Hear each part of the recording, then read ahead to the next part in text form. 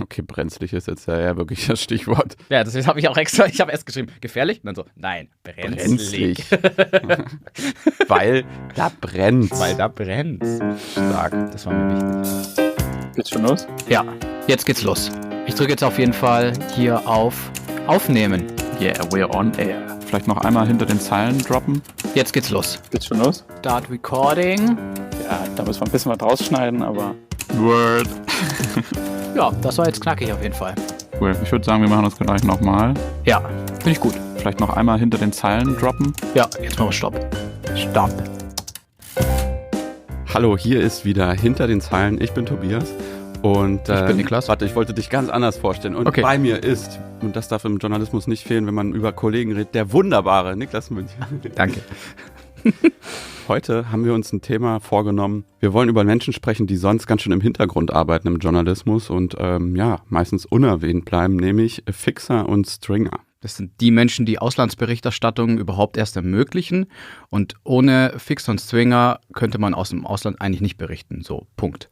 Aber wer weiß das eigentlich? Wir als Journalisten und Journalistinnen wissen das natürlich. Entweder arbeiten wir selber im Ausland und haben schon mit solchen Menschen gearbeitet oder wir wissen es eben, weil das die Praxis ist. Aber unsere Leserinnen und Hörer, die haben meistens davon gar keine Ahnung. Und deshalb muss man das hier vielleicht nochmal kurz erklären. Fixer und Stringer sind Menschen, die JournalistInnen im Ausland dabei helfen, zu Bericht erstatten. Und oft ist es nur logistischer Natur. Sie übersetzen, organisieren Fahrer, manchmal organisieren sie auch schon direkt O-Tongeber. Und man unterscheidet hier zwischen Fixern, die rein logistische Aufgaben meistens übernehmen, wie eben Fahrer organisieren, übersetzen, Essen besorgen. Und dann gibt es die sogenannten Stringer noch. Die arbeiten dann meistens auch noch inhaltlich mit, sind sowieso dann auch JournalistInnen und die werden dann auch meistens hoffentlich auch erwähnt, dass sie auch mitgearbeitet haben. Bei Fixern ist das meistens nicht der Fall. Und Niklas und ich sind da auch ehrlich, wir wussten selbst zu wenig über dieses System und wie das überhaupt so funktioniert.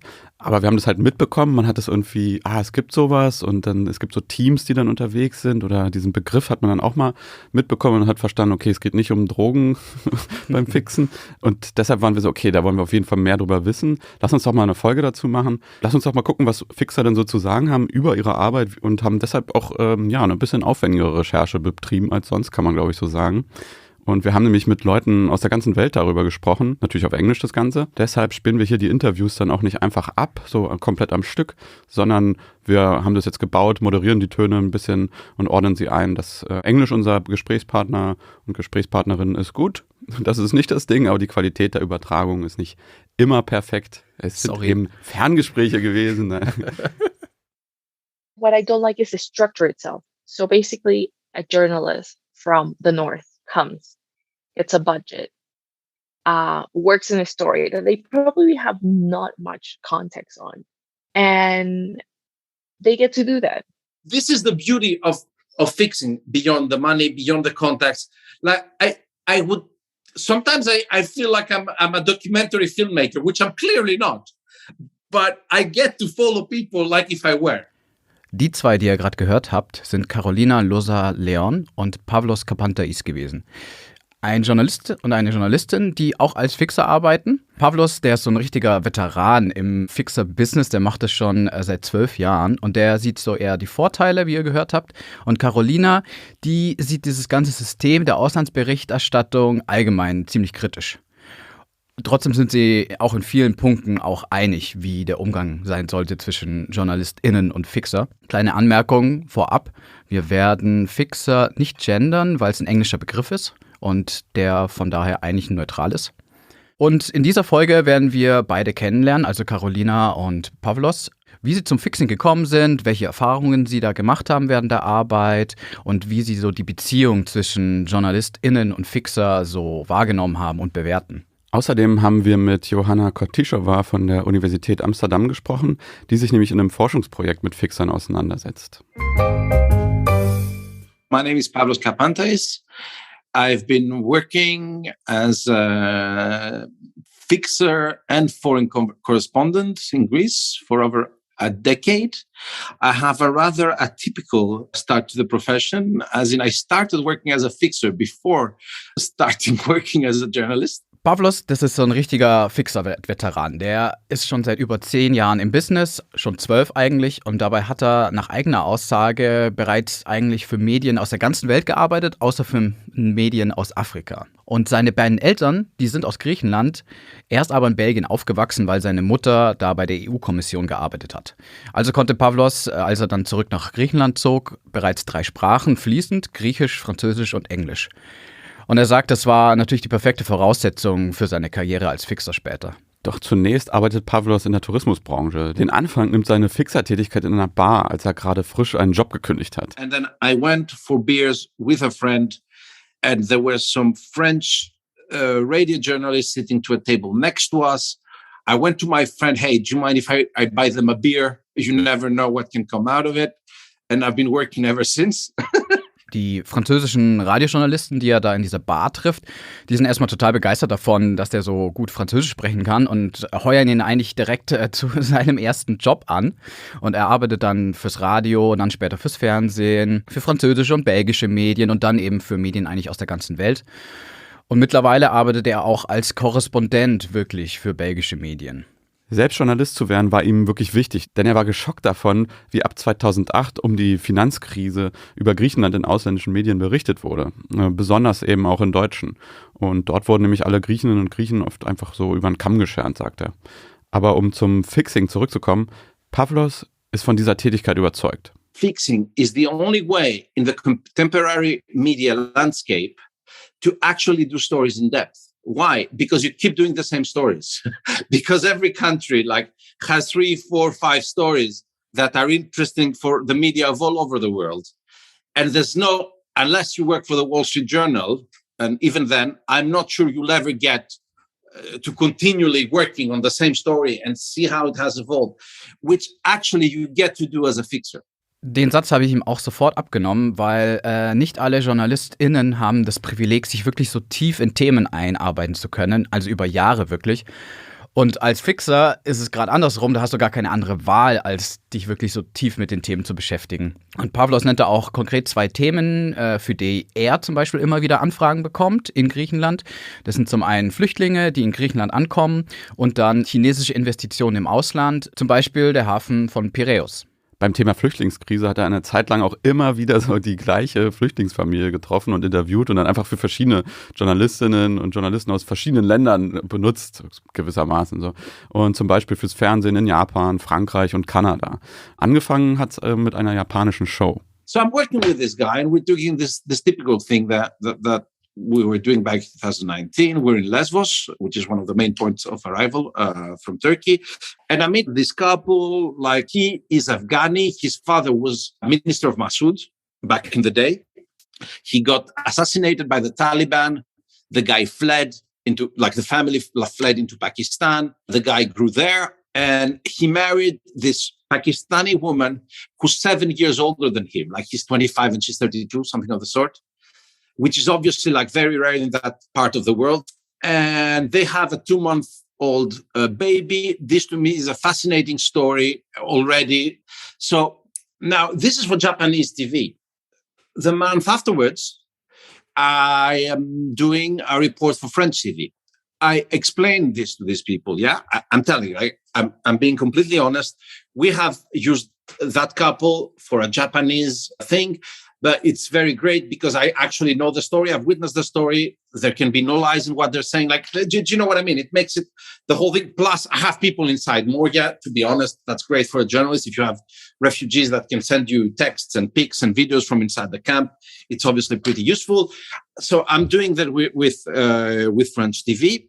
3 months later, I'm working on a documentary for Canadian Quebecois TV. But we had the family waiting for us as we arrived. So the whole thing lasted 15 minutes, but I got yet another sequence with that family, et cetera, et cetera. But now I'm close enough with them that they get to tell me more and more things about what's happening inside the camp. They start sending me more and more videos. And as time goes by, I keep using them, never for the same country. That's a rule. You can never do it. You're always informed. But what happens is, I actually know all the problems that they've been facing from the very beginning to the very end. how many journalists are there who have really followed a family that closely for over 2 years? Das sind Pavlos Grundsätze. Immer ehrlich sein zu den JournalistInnen, mit denen er zusammenarbeitet, und die gleiche Geschichte oder die gleichen GesprächspartnerInnen nie einem anderen Medium aus dem gleichen Land anbieten. Und die geflüchtete Familie, die lebt jetzt in Athen. Pavlos hat ihnen dann auch bei der Wohnungssuche geholfen, aber da sagt er, das war ja auch nur fair, weil sie hätten ihm ja auch ziemlich geholfen. Und der Vorteil von der Geschichte und vom Fixing ist eben, er kennt jetzt eigentlich alle Probleme, die diese geflüchteten Familie in Griechenland so erfahren hat. Und die Familie, die vertraut ihm jetzt, er vertraut ihnen. Außerdem kann er vor anderen JournalistInnen auch bezeugen, dass die Familie auch die Wahrheit sagt, weil er hat ja alles live mitbekommen. This is the beauty of fixing, beyond the money, beyond the contacts. Like I would sometimes I feel like I'm a documentary filmmaker, which I'm clearly not. But I get to follow people like if I were. Pavlos hat uns erst sehr viele positive Sachen über seine Arbeit eigentlich so als Fixer erzählt. Und da wollten wir schon wissen, ja, okay, was sind denn jetzt auch so die Nachteile? Zum Beispiel hat er sich jetzt immer respektiert gefühlt von den JournalistInnen und da hat er irgendwie so ein bisschen abgewiegelt und meinte, es komme wirklich auf das Land an, sagt er. Jedes Land habe eine eigene Definition davon, was eigentlich die Aufgabe eines Fixers ist und wie die Beziehung eigentlich zwischen Journalist und Fixer aussehen soll. Aber es gäbe schon so ein Muster. There's two main perceptions. It's the people that view you like as this underling that is there to do their bidding. And you can always trace it back to countries of colonies. And I am not kidding. And then there's people that treat you like an equal. There's people like, also, look, it's hard for the journalist as well sometimes. You know, if you've been sent to Greece, you've been a journalist for 5 years, you're being sent to Greece, and you start working with this guy that has been covering Greece for 12 years. Like, there's also a feeling of insecurity. Why does my help know more than me? Like, you know? Also das Machtverhältnis kann auch mal so umgedreht sein. Und der Journalist, die Journalistin könnte auch vielleicht so ein bisschen eingeschüchtert sein, wenn sie mit einem Fixer zusammenarbeitet, der eigentlich doppelt so viel Erfahrung hat. Und vor allem, wenn sie dann unerfahren sind und wenig Mittel dazu auch noch haben, dann kann es auch mal richtig brenzlig werden. Wie zum Beispiel diesen Sommer, wo er dann mit verschiedenen Teams aus verschiedenen Ländern die Waldbrände in Griechenland gecovert hat. So we're covering the forest fires. The journalist has 3 weeks of experience. She's basically been sent because it's August and nobody was available. So you have this person that has everything to prove that's been sent into a fire zone. They have no masks. They have nothing. Like, there's really like, and I don't even feel like they've actually received basic training on how to deal with stuff like that. And so we're taking so many risks that it's driving me mad. And it's this thing where I also understand that's a person on a 2-month contract that has been sent abroad. So for her, it's like it will either go well and she'll get a new contract, or it won't go well and she won't. That's the one thing she's focusing on. It's totally human. I would be exactly the same. Und es kommt dann zu einem ganz gefährlichen Punkt, hat uns Pavlos erzählt. Und zwar ist das Dorf zwar weit genug von dem anderen Dorf, das brennt, aber das Feuer kommt halt immer näher. Und sie arbeiten fürs Fernsehen, also müssen sie den ganzen Report, den sie gemacht haben, eben auch hochladen und dem Sender schicken. Und weil allgemein gerade alles irgendwie leidet wegen den Waldbränden, funktioniert natürlich die Internetverbindung nicht so gut. Und das heißt, die haben immer nur noch 15 Minuten, bis das eigentlich ausgestrahlt wird, aber sie haben es immer noch nicht hochladen können. Klingt ein bisschen wie Deutschland. Da würde das in jedem Ort, egal ob da irgendwo brennt oder nicht, würde es nicht funktionieren. Ja, ja.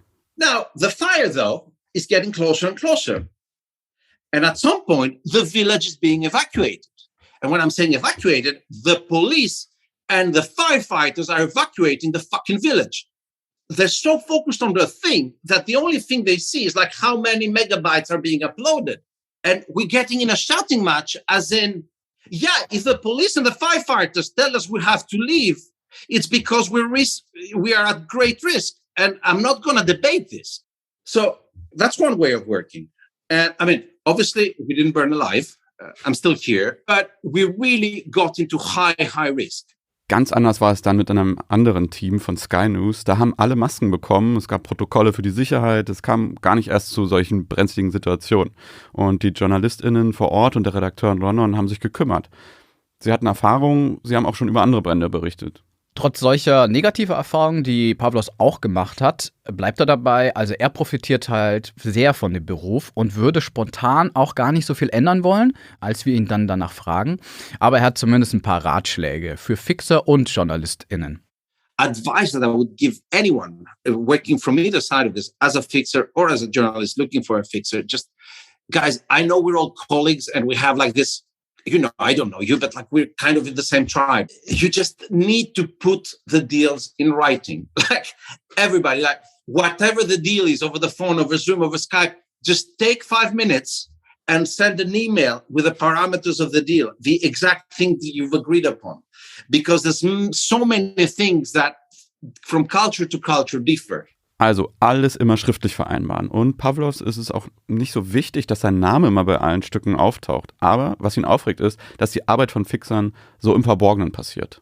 How important is this job that nobody can do its job without it, but the public doesn't know about it? It's like, what are we? Like the Grand Wizard of Oz? Are we like the guy behind the curtain that shouldn't be seen? Like, wait, I don't get it. Like, why do you have to pretend? And not everybody's like that, but for those who are, why do you have to pretend that we don't exist? That you, who can go like, especially for the people like that are traveling the world, that can be like, I don't know, in Israel today, in Canada tomorrow, then all the way to Zimbabwe before going to Italy and eventually covering Russia.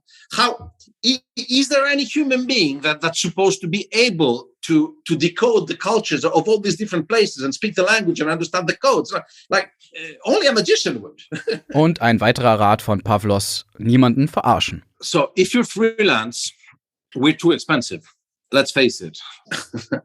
Now, what happens is if you're a smart freelance, you'll convince somebody like me to work with you.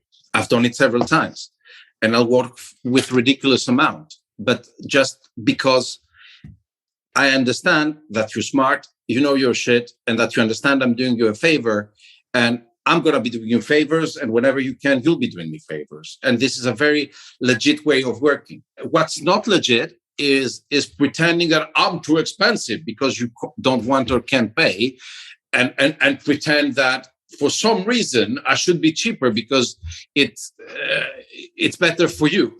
Like, no. Leute können jederzeit mit Fixern reden, einfach eine E-Mail schreiben, nachfragen. Die meisten Fixer sind eben auch Freelancer und sie verstehen das. Einfach die Leute nicht bullshitten, meint er auch. Das merken die Fixer eh so.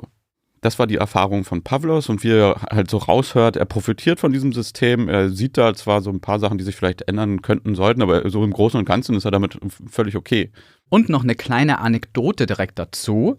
Als wir mit ihm Kontakt aufgenommen haben, hat er uns geschrieben, ich zitiere jetzt, I am the highest rated fixer in the country, also Griechenland, on worldfixer.com. Worldfixer.com, das ist so eine Seite, wo JournalistInnen in den verschiedenen Ländern nach Fixern suchen können, mit denen sie zusammenarbeiten können. Und das ist in der Branche anscheinend eine ziemlich wichtige Plattform. Und er sagt, er kriegt darüber immer wieder Kunden und hat da extrem viele Reviews dann auch bekommen. Und das Portal ist eben wichtig, weil JournalistInnen trauen halt nur andere JournalistInnen und deswegen funktioniert es so gut.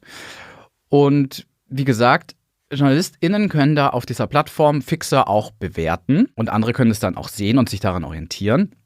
Aber andersrum geht's nicht. Also die Fixer können, nachdem sie dann mit den Leuten zusammengearbeitet haben, können dann nicht irgendwie auch schreiben, hey, es war voll der gute Auftraggeber. Pavlos spricht auch oft selber von Clients tatsächlich, wenn er über JournalistInnen spricht. Und ich finde, das zeigt irgendwie voll eigentlich das Problem, so in a nutshell. Es zeigt dieses, alles klar, wir haben hier, du stehst dann als Fixer eigentlich unter diesem Druck, du musst dann auch immer, du willst ja dann natürlich gute Bewertungen, also es ist dann wichtig, damit du wieder neue Aufträge bekommst und so. Aber es ist halt schon witzig, dass es halt genauso dieses Machtverhältnis zeigt es ja eigentlich. Ja. So, die Journalistinnen suchen sich in dem großen Pool hier unter den Google-Bewerteten oder weißt du, so in dem Stil, der hat 5 Sterne, perfekt, mit dem oder mit der arbeite ich doch zusammen. Und Pavlos Ich habe ihn dann auch gefragt und er hat das jetzt gar nicht als Problem auch gesehen. Und er hat dann gesagt, wenn es dann wirklich mal Clients gab, die so ein bisschen shady waren und das mit der Bezahlung nicht so geklappt hat, dann hat er andere Fixer so mit persönlichen Nachrichten irgendwie so unterhand quasi so vor denen gewarnt. Da denke ich mir auch so, warum gibt es denn diese Funktion auf dieser Plattform nicht? Das sagt einfach so viel. Und deshalb haben wir natürlich noch ein Gespräch geführt und nochmal eine andere Sicht zu bekommen, und zwar mit Carolina Loza León. Und die sieht es auf jeden Fall, das ganze Ding, ein bisschen kritischer. My name is Carolina Loza León. I am a freelance journalist I'm Ecuadorian. I'm based between Ecuador and Colombia. Carolina hat für internationale Organisationen wie die Vereinten Nationen gearbeitet, außerdem für viele internationale Medien, wie zum Beispiel Foreign Policy, Arte, Al Jazeera, Weiß und so weiter. Fixer ist sie letztlich durch Bekannte geworden. Nicht genauso, aber ähnlich wie Pavlos. I didn't know at the time what I was doing, like most fixers. I first time got a call from a friend who happened to know a Brazilian journalist who was coming to Ecuador to film a story. And I went and I worked and I figured it out along the way. And then I just, it's very word of mouth. So fixing work jobs bring more fixing jobs. Für Journalismus, vor allem für internationale Berichterstattung, hat sie sich aber auch schon vorher interessiert, denn sie hat internationale Studien studiert. It just seemed like a right fit to me. I was a journalist. I was learning from these people that came to the country. Ihren Freunden erklärt sie ihre Arbeit als Fixer vereinfacht so. I always described fixing as you being the tourist guide of a cousin visiting the country who doesn't speak the language. Und Carolina hat uns auch mal genau erklärt, welche Aufgaben sie da eigentlich übernimmt und was sie da genau macht. In the best case, it included sources. It including, talking to them, figuring out what they needed or the stories they were working on, and based on that, finding sources to speak to in the country. It included translation. It included interpreting. It included all the production stuff. Most of the time. So it included finding a driver. Selbst mit Hotelbuchungen hat sie geholfen. The schedule and also a lot of context. So I was constantly with them, telling them about the context of the country and navigating these cultural norms that you have to pick on as a journalist. Dafür wurde sie natürlich bezahlt. Uns hat aber interessiert, wie sieht das denn jetzt genau aus? When I started in 2014, it was around $120 a day. To 150, can go up to 200 a day, plus expenses. If it's TV. Die Bezahlung erfolgt bei einigen Medien mit festen Raten pro Tag und per Rechnung. Most of the time, it is done on the spot. So you're paid cash there. And you don't even need to provide an invoice because it goes under production cost. So it's like cash is straight away. Bar auf die Hand ist also durchaus üblich, auch Trinkgeld. Und das ist auch der Grund, warum viele diesen Job überhaupt machen. Besonders in Krisengebieten bedeutet Fixing eben fast cash, and that's what you need in a hard currency. Doch auch in Ecuador sei die Arbeit als Fixer attraktiver als Journalismus. For most local journalists, yes, it is more profitable. Ecuador ist eines der teureren Länder in der Region und der Mindestlohn liegt bei $400 im Monat. Als Einsteigerin im Journalismus bei etwa 800. Da sind 200 am Tag schon eine ganz andere Dimension. Aber unabhängig von der Bezahlung hat Carolina allerdings auch schlechte Erfahrungen als Fixer gemacht. I mean, one bad experience was actually, sadly, with another female journalist. Eine Auslandskorrespondentin. Diese hat sich nach Carolinas Gefühl überhaupt nicht mit dem Land und Kontext ausgekannt. We literally just spoke once on the phone. And then she got here and it was this very difficult story because it was about mining and indigenous people. Sie wollte aber unbedingt eine Geschichte über Minen und Indigene machen, sofort Leute interviewen und lief dann einfach so mit eingeschaltetem Aufnahmegerät herum, an Türen klopfend, ohne überhaupt um Erlaubnis gefragt zu haben. Is this white woman with a recorder? I mean, there's some power play there. Das hat Carolina wirklich aufgebracht. Lack of cultural awareness and ethics that I saw, just, people like holding a recording to a person and just getting away with it because you're reporting in another language, that I just found sickening. Die Auslandsjournalistin wollte auch gegen Carolinas Rat in ein Gebiet fahren und das hatte die Polizei aber überhaupt verboten zu betreten. And then of course they found her press credentials, so we got in trouble. Zum Glück konnten sie der Situation entkommen, aber Gefahren, Bezahlung, das sind auch nur 2 Punkte. Carolina fehlt besonders die Anerkennung der Arbeit. Da sie selber als Journalistin arbeitet, ist ihr wichtig, dass auch ihre Kooperation bei Stücken erwähnt wird, damit sie sich auch weiter etablieren kann. Deshalb ist sie mit der Zeit dem Konzept Fixing kritischer gegenüber geworden. I remember this journalist who came with this story. It was a great story. We worked really hard on it. It was his idea. I mean, he came with all the background, I gotta say.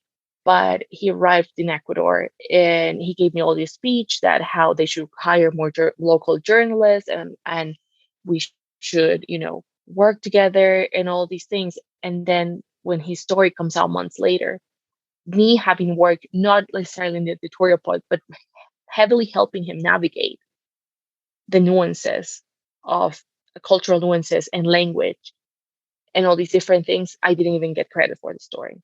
And I'm a journalist. Unlike other fixers, I need the credit. Die Beziehung zwischen Journalist und Fixer beschreibt Carolina aus ihrer eigenen Erfahrung so. Meist very condescending on the treatment. Herablassend also. Die Ausnahmeregel seien wohl freie Journalistinnen. I feel they have a sense of sensitivity that other journalists do not have.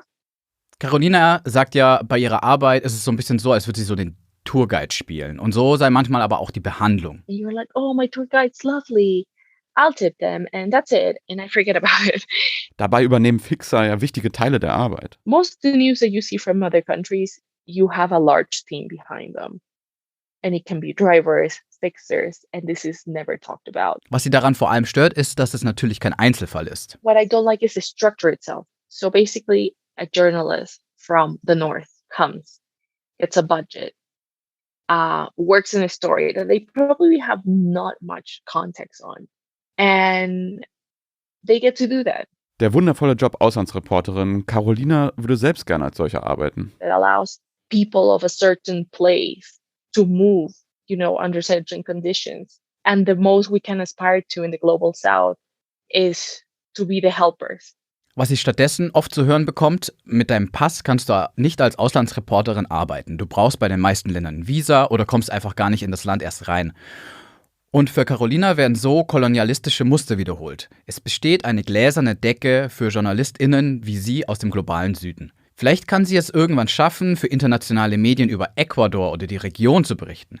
Aber selber als Auslandsreporterin verreisen und über andere Länder berichten, das ist laut Carolina in diesem System nicht vorgesehen. Und das ist natürlich schmerzhaft für sie zu wissen und auch diese Ungerechtigkeit zu erleben. It had been disheartening to know that the subject, that the kind of news I had dreamed to work on is deeply embedded in a colonial way of seeing things. Solche Erfahrungen haben letztlich zu einer Entscheidung geführt. Carolina hat aufgehört, als Fixer zu arbeiten. It wasn't a dramatic exit. It was more of a moving more on my direction.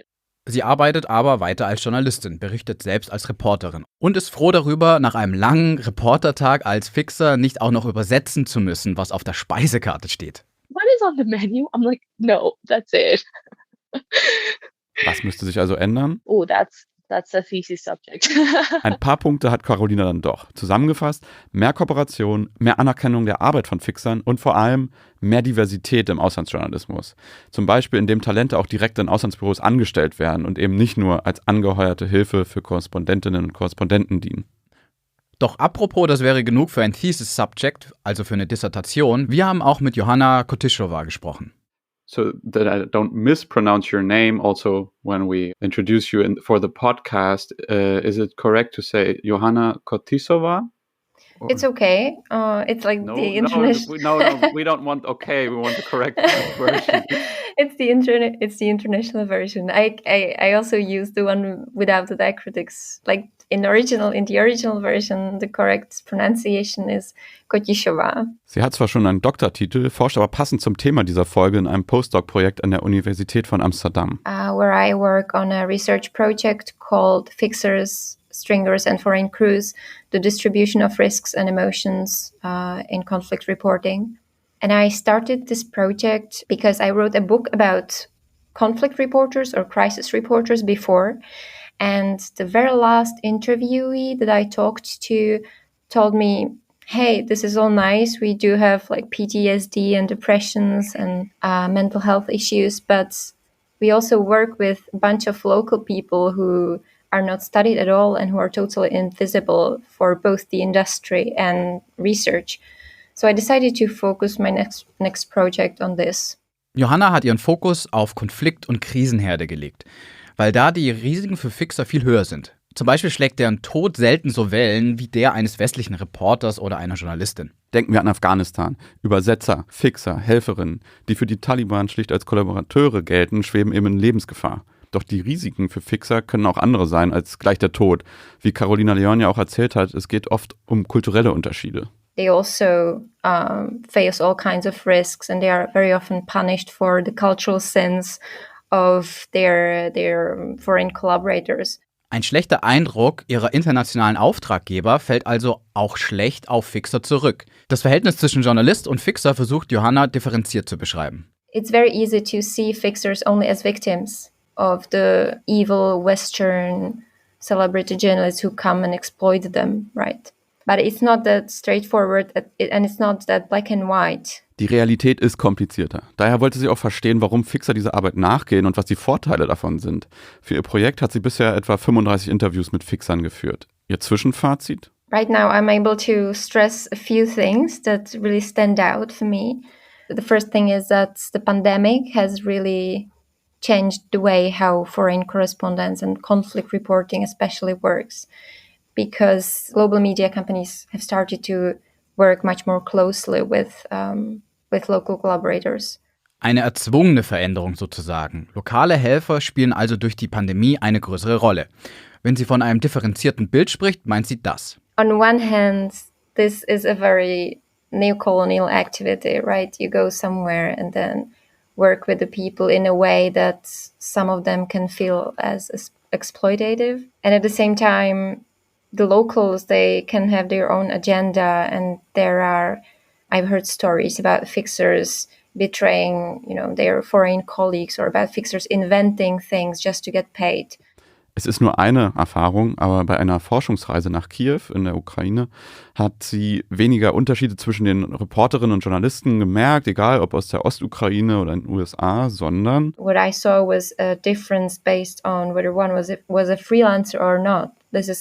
This is one thing that is extremely important, like whether you have the backing and whether you have the security and the certainty of income and, all these kinds of things. That's something that makes people really much less vulnerable. Trotz schwieriger Umstände hat die Arbeit als Fixer natürlich einige Vorteile. So sometimes 3 days of work, 3 days of fixing equals to a monthly salary. Schnell verhältnismäßig gutes Geld verdienen. Also außerdem lernen Fixer viele internationale Leute kennen, also die rutschen in diese Community rein, man geht zusammen Bier trinken, so wie Pavlos die Franzosen in einer Bar kennengelernt hat. Und was eben auch ein Punkt ist, ja, Fixer arbeiten oder Stringer arbeiten ja auch inhaltlich. Also sie vermitteln Interviewpartnerinnen und Partner und führen diese Interviews auch oft selbst. Das heißt, sie haben natürlich auch irgendwie Einfluss auf die Geschichte. Fixing is a way how to escape the war mentally, psychologically. Also im besten Fall ist es eine sinnvolle Aufgabe, wenn es um Recherchen mit Tragweite geht. Johannas Forderungen oder Ideen für fairen internationalen Journalismus fügen sich an Carolinas und Pavlos an. Transparenz darüber, wer an einem Stück wirklich mitgearbeitet hat, außerdem klare Arbeitskonditionen vereinbart in Verträgen und, da geht sie noch weiter, dass psychologische Hilfe für lokale Fixer und JournalistInnen Standard ist. Ich fand es erstmal super spannend, was für eine Recherche. Also es hat ja mega Spaß gemacht, hier einfach Interviews zu führen mit Carolina aus Ecuador, mit Pavlos aus Griechenland und dann noch Johana. Die haben wir in Straßburg erwischt, aber eigentlich lebt sie in Amsterdam. Also das ist natürlich auch mal cool, so eine Art von Recherche zu machen und dabei auch einfach so viel zu lernen und diesen Einblick zu haben. Das fand ich schon richtig cool. Ja, also für mich war das auch bei dem Thema und bei der Folge, ich wusste nichts bis wenig davor über das ganze Ding und wollte einfach viel mehr lernen und deswegen war das auch super spannend und es waren auch alles jetzt auch so richtige Typen mit starken Meinungen, die wir da interviewt haben, also Pavlos und Carolina und ich kann jetzt auf jeden Fall beide Seiten auch nachvollziehen, aber der große Punkt, der bei mir so geblieben ist, den ich am Anfang auch so im Kopf hatte, war vor allem diese Erwähnung der Arbeit. Also ich habe das Gefühl, das passiert eigentlich wenig bis gar nicht. Und das finde ich schwierig und das sollte sich auf jeden Fall ändern. Auch was wir ja auch immer wichtig finden, Transparenz im Journalismus schaffen, genau. Dass auch einfach Leserinnen und Hörer auch genau wissen, wie kommen eigentlich diese Geschichten zustande? Was passiert da eigentlich hinter den Kulissen? Um dann auch mehr Verständnis auch irgendwie zu kriegen. Dann die Forderungen von unseren GesprächspartnerInnen nochmal zusammengefasst. Respektiert die Leute, mit denen ihr zusammenarbeitet. Vereinbart alles, über das ihr gesprochen habt, auch schriftlich, weil es ist einfach von Kultur zu Kultur immer anders, was so die Erwartungen sind und was auch so der Ausgangspunkt ist von so einer Zusammenarbeit, wie die aussieht. Bringt die Leute, mit denen ihr zusammenarbeitet vor Ort, auf jeden Fall nicht in Gefahr. Denkt auch nochmal vielleicht darüber nach, was euer Handeln für Auswirkungen für die haben könnte vor Ort.